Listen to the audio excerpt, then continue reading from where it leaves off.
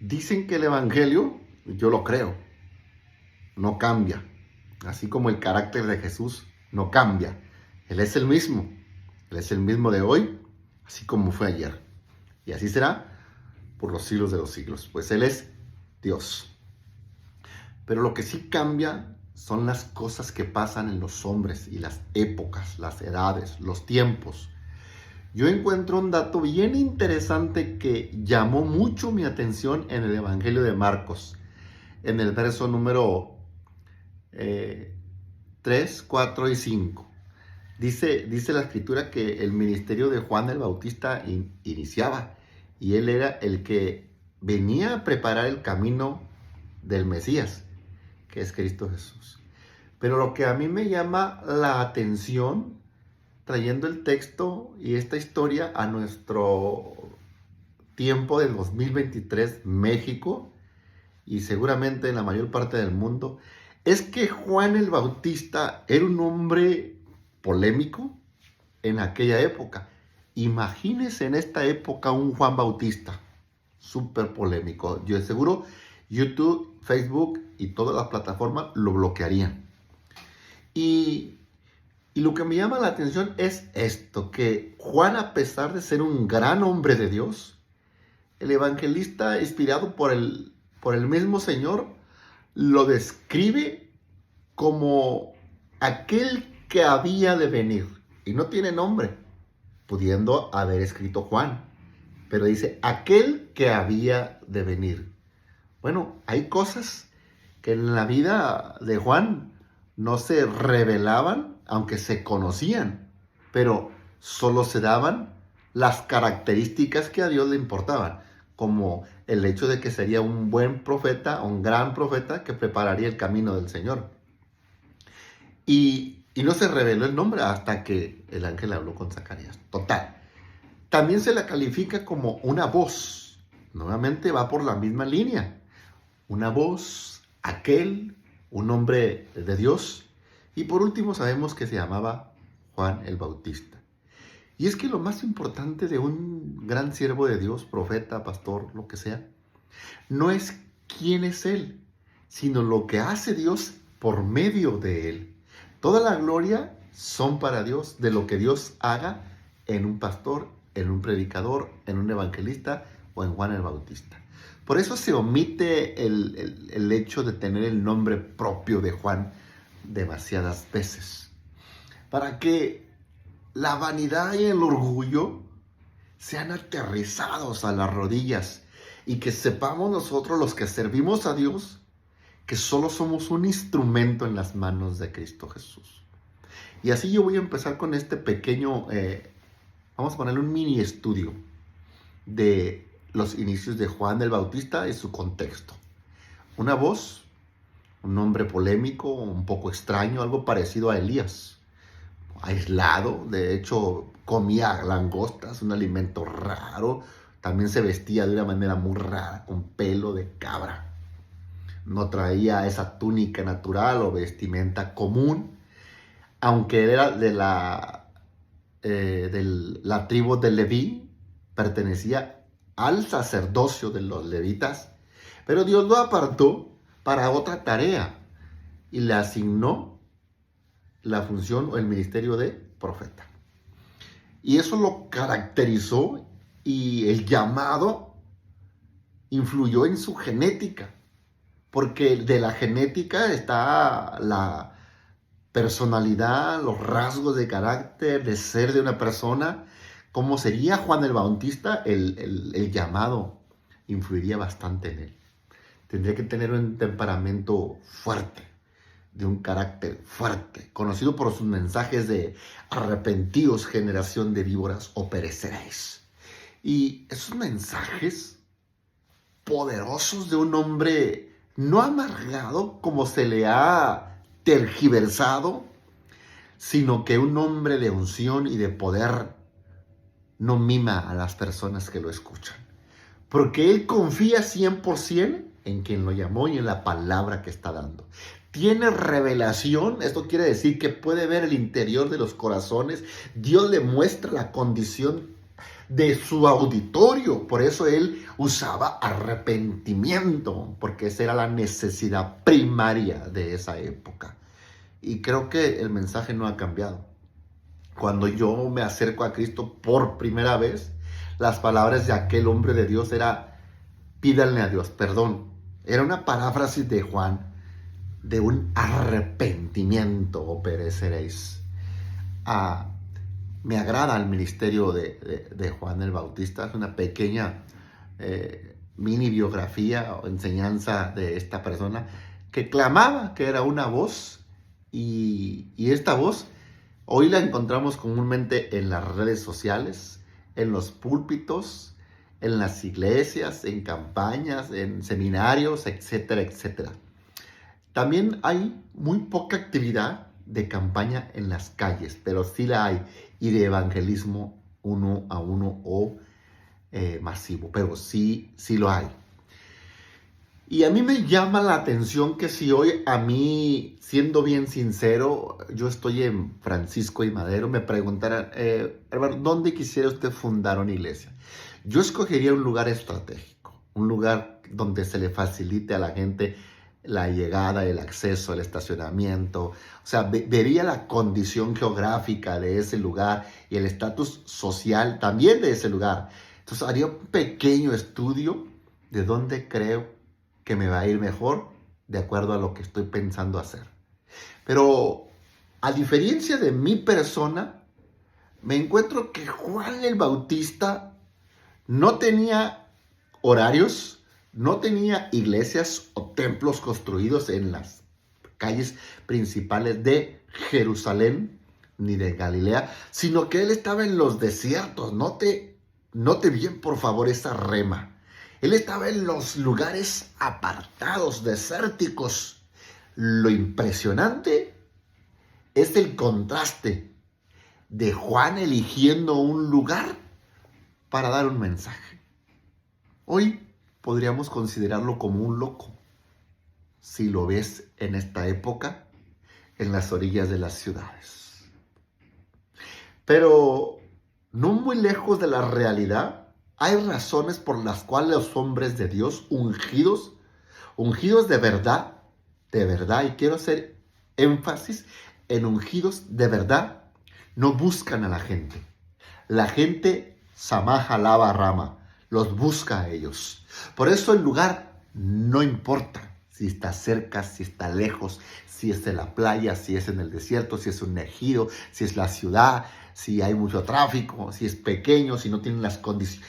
No importa, siempre y cuando haya un mensaje poderoso de parte de Dios y siempre y cuando la presencia del Espíritu Santo habite en esas reuniones. Sin duda alguna, la gente hará lo que hizo en los días de Juan el Bautista. Dice el verso 5, y salían a él toda la provincia, o sea, todo un estado de Judea y todos los de Jerusalén, y eran bautizados por él en el Jordán, confesando sus pecados. Qué tremendo este mensaje. No era un predicador metafísico, no era un predicador coach, no era un motivador, no era un solapador. No, Señor. No era un adulador. No. No era el que te profetizaba la mejor temporada está por venir. No, Señor. Él confrontaba tu vida. Él decía, arrepiéntete. Has ofendido a Dios y estás fuera de su voluntad. Hay un tiempo de rendición hoy. Y la gente impresionante salía de sus casas, de sus pueblos, de sus aldeas, y buscaban a esa voz que estaba allá en el desierto, porque querían saber, querían experimentar qué tenía ese mensaje, qué tenía ese Juan. Y Juan tenía, y su mensaje contenía la presencia pura y poderosa de Dios. Y el mensaje era: el reino de los cielos se ha acercado, está muy, muy cerca. Esa era la palabra de profecía de Juan. Y cierto que poco tiempo después aparecería Jesús y se toparían en un bautismo. Y usted conoce la historia de Juan bautizar a Jesús.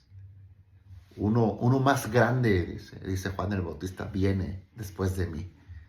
O sea, él se consideraba en Dios un hombre grande. Y es que, ¿qué lo llevó a pensar eso?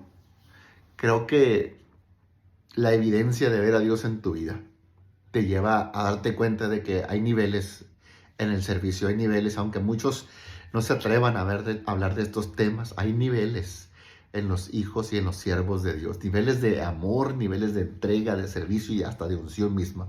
Porque no era lo mismo escuchar predicar a Nicodemo o a Gamaliel con esa disertación teológica que escuchar un mensaje de Juan el Bautista. Gamaliel no impactó a gran parte de su misma comunidad, sino que les gustaba hacer teología, y eso no es malo, es bueno, pero nadie se salvaba con la teología. Pero con un mensaje fuerte, ungido de parte de Juan, toda una aldea se convertía al cristianismo. Y ahí estaban bautizándose no por 10, por miles y miles y miles. Se cree que por historia, que no podían ser bautizados por Juan uno por uno, sino que se ponían por miles, miles o cientos, y Juan daba la palabra, ellos se sumergían y luego salían solos automáticamente. Es como si se bautizaran ellos solos, pero con la palabra y la dirección de Juan. Qué unción, qué ministerio tan fuerte, qué estructuras se quebraban, se rompían, a diferencia de las cátedras teológicas, doctrinales que daban los fariseos y los saduceos en sus sinagogas, donde pues no pasaban el número de las 100, 200 personas. Y con Juan eran multitud, estadios enteros, si lo contextualizamos, eran a los que Juan ministraba. Entonces sí hay niveles. Entonces esa voz, ese corazón humilde y sencillo tenía un temperamento y un carácter fuerte. Un carácter que lo impulsaba a hablar con vehemencia y con autoridad. Hoy hay ministerios, hay pastores, hay hermanos que no saben qué significa dar una palabra de exhortación. No saben qué es corregir. Y si no saben sus líderes, mucho menos la iglesia lo sabe. Y si se llega a hacer, se ofende, se sienten, se van de la iglesia, andan hablando, inventan chisme, yo no voy ahí no hay amor de Dios, etcétera, etcétera. Porque no tienen carácter, porque no han nacido de nuevo, porque no son hijos de Dios, solamente están ahí y son simpatizantes. El Hijo de Dios renuncia a todo lo que el ministro le ordena y le enseña bajo el contexto de las Escrituras. Si la palabra dice que hemos pecado es porque así hemos hecho. Hemos fallado, hemos pecado, hemos cometido una ofensa grave y ese delito se tiene que pagar. Y si no aceptamos a Jesús, el final de nuestras vidas es la muerte eterna. Y por eso Juan era polémico, era duro y de carácter. Y es mejor tener poca gente y ser obediente y de carácter que temerle a la gente e ignorar el mensaje que Dios te da. Porque hay pastores que por miedo a perder 10 miembros o un diezmo o una ofrenda, no predican, no corrigen, no confrontan el pecado como el Espíritu Santo les dice que lo hagan. Y por eso las iglesias son templos donde hay más primos que hermanos. Espero que me entienda ese eufemismo. Hay más, es un evangelio light, es un evangelio ligero, es un evangelio secular, no hay presencia de Dios, no hay poder, no hay liberación, no hay milagros, el reino de Dios no se ve, solo se escucha. Historias de los primeros viajes del apóstol Pablo, la biografía de Pedro, etcétera, etcétera. Pero no se demuestra el poder de Dios viniendo sobre la vida del ministro, mucho menos sobre la iglesia. Y eso a mí me llama mucho la atención, y así voy a terminar este video, porque hoy nosotros buscamos a la gente, antes a Juan, a Jesús, a los apóstoles, los buscaban, ellos no buscaban a la gente, a ellos los buscaban, y los cultos no eran en lugares con horarios fijos como hoy. Estamos ubicados en la calle 1 de Mayo y Juan Antonio. No, señor, no estaban así, sino que de repente Jesús aparecía en una playa y luego estaba en el Monte de los Olivos y luego en un huerto y luego en otro lago y luego en Jerusalén. Y la gente se movía de un estado a otro para ir a ver y escuchar a Jesús y a Juan el Bautista. Gloria al nombre poderoso. Te deseo esa unción. Te deseo ese respaldo. Te deseo esa gran compañía de parte de Dios. Deseo que Dios te bendiga, que Dios te use poderosamente. Deseo que esta palabra que te traje yo te inquiete. Deseo que no te conformes a esta moda, a este evangelio light, a este evangelio secular. Deseo que salgas de esas cuatro paredes. Deseo que te levantes por la madrugada. Deseo que te inquiete este mensaje y que te comprometas a ser un hombre de Dios, a ser una mujer de Dios. Que pagues el precio, que mueras a ti, a tus deseos, a la carne, al mundo, y puedas esperar el tiempo suficiente para salir a la luz y empezar a predicar. Y no que te arrebates porque terminaste un instituto, porque te hicieron un curso, no sé, etcétera, y tienes la capacidad, tienes la autoridad, tienes la oratoria y vas y predicas, pero nadie se convierte. Espero que el tiempo en las rodillas tenga su recompensa. Juan esperó y no salió hasta que el Padre le dijo. Lo mismo Jesús, 30 años aproximadamente en un pueblo llamado Nazaret, en el anonimato, y cuando sale el ministerio público, wow, todo un predicador, todo un evangelista con todas las letras que Dios le da. Un predicador del Dios Todopoderoso. Hoy nosotros como predicadores tenemos muchas cosas, menos señales, menos prodigios, menos milagros, y nos escudamos. Sí pasan, hermano, allá pasó uno, allá pasó otro, pero ni siquiera se confirma, ni siquiera se comprueba, y es muy a la larga. Voy a terminar con este video para que te quedes meditándolo, llévatelo a la oración, llévalo a la palabra, aterriza tus ideas. Marcos capítulo 1, verso del 1 al 5 fue lo que yo estuve analizando. Un pequeño estudio, si se puede llamar así, donde extrajimos algunas verdades, algunos principios, donde Dios nos enseña que es un Dios poderoso, un Dios que tiene suficiente poder para darte señales. No te quedes predicando solas y hablando y hablando y hablando. Deja que Dios muestre su poder. Que Dios te bendiga y nos vemos en un próximo video.